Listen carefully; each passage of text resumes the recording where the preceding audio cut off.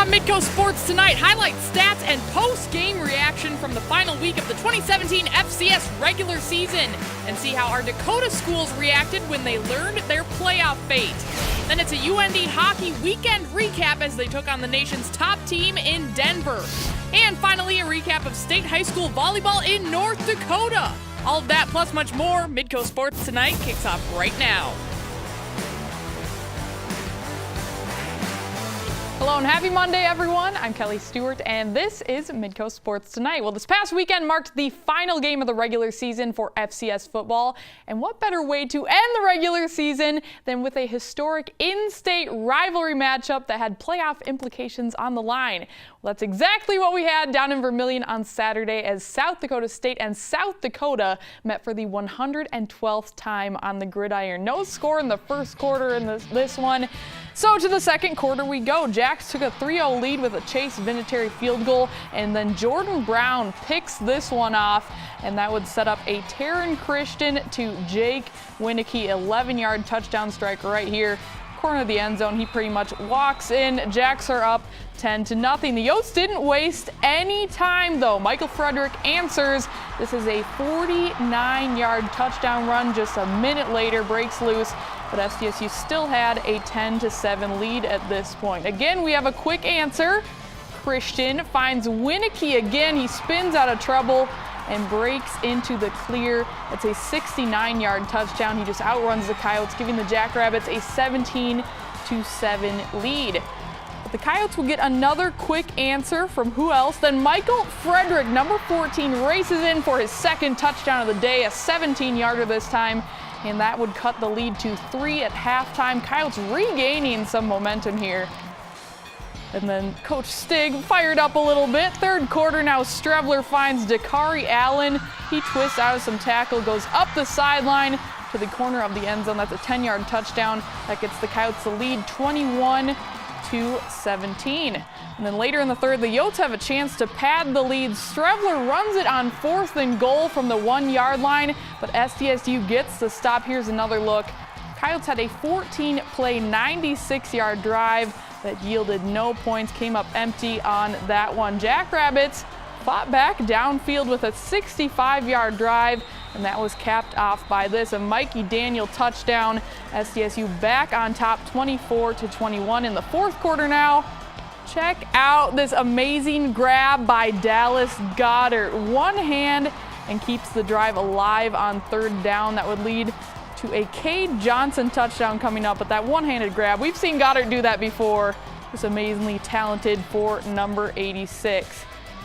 And then here's that Cade Johnson touchdown pass. Christian to Johnson, and that pads the lead 31-21. Christian taking a pretty good hit on that one. The Coyotes had to work quickly now, and they would. Strebler goes to Brant Van Rukel.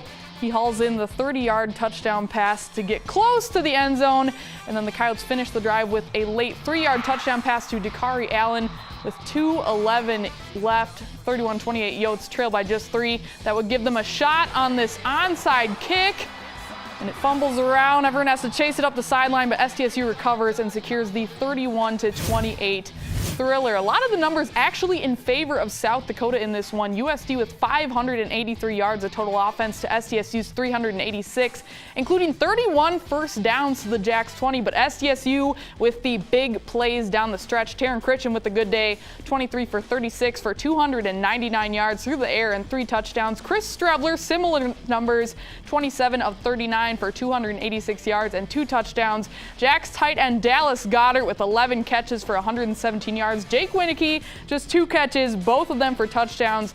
Meanwhile, for the Coyotes, the run game was a bright spot, led by Michael Frederick with 123 yards and 2 scores off of 15 carries. Beating them for the 4th time feels really good. Coming here, big game, a lot on the line for both of us. Coming in and being able to hold off is a really, really good feeling. I think there's going to be a lot to learn from this game. 2-minute drill and they march right up the field. We can't do that. We can't play like that. So that's one of the lessons, and don't get a penalty when we're trying to run the clock down. I mean, don't leave nothing to chance. We talk about that stuff all the time. Don't pile on at the end, at the end of a play.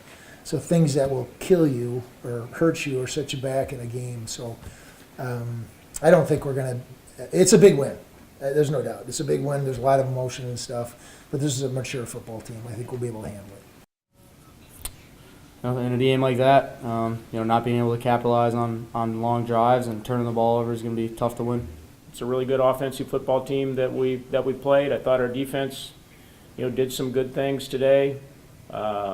Offensively, I thought we did a really good job in the first half. They played coverage. We ran the football. Second half, they played more guys against the run. We threw the football. And, we needed to put a few more points on the board. I going into the game, I thought it was going to be a game that we're going to have to score in the 30s to win. And we had chances to do that. Obviously, we had the ball in the end zone, I think, twice. Once the official said no, and the other one we had a penalty call that called back. And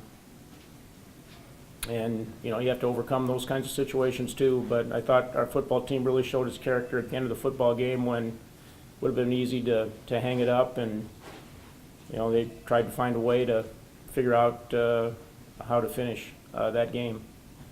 North Dakota State looking for its first outright Missouri Valley Conference title since 2013 at Illinois State on Saturday in miserable conditions, as you can see, in Normal, Illinois. This is second half, scoreless in the third quarter. Jackson Kuntz is hit on the punt. A roughing penalty gives the Bison a first down, and they would end up taking advantage of this one. Easton Stick gets to the outside, tiptoes up the sideline, if you can even see it there, and into the end zone for a 10-yard touchdown and a 7-0 lead. Redbirds try to answer, but Jake Colby's pass intercepted by freshman Jabril Cox. He winds all over this snowy field, and he would end up breaking through some tackles, returning it all the way to the Illinois State 25-yard line. That's the first career interception for the linebacker out of Raytown, Missouri. The Bison would score quickly after the turnover. Just 4 plays later, Bruce Anderson powers in from a yard out. Extra point was actually blocked in this one, so it was a 13-0 game. Finally, Illinois State able to get something going offensively late in the fourth quarter. That's James Robinson bouncing outside in for the 11-yard touchdown with 3:21 left in the game, and it's 13-7. Next Bison possession, Easton Stick breaks loose on the quarterback run. He would go 56 yards, but watch at the end, fumbles the football.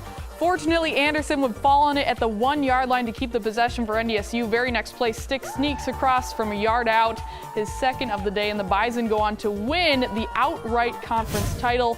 20-7 the final in this one. The Bison only had 2 pass completions for 15 yards in the snowy conditions, but did rush for 267 yards against the Valley's second best run defense.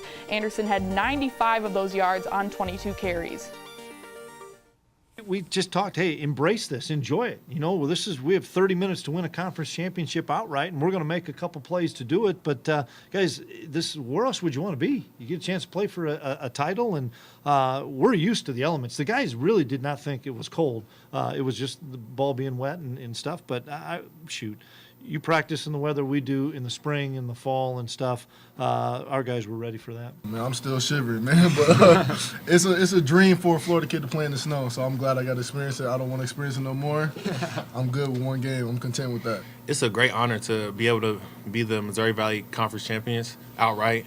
I know through the season it was all about building confidence with me. And I think towards the end of the season that kind of came true. When we come back, see Sunday's selection show reaction from USD. This is guaranteed to give you goosebumps, so stay tuned into Midco Sports Tonight. Midco Sports Tonight, presented by Avera Orthopedics.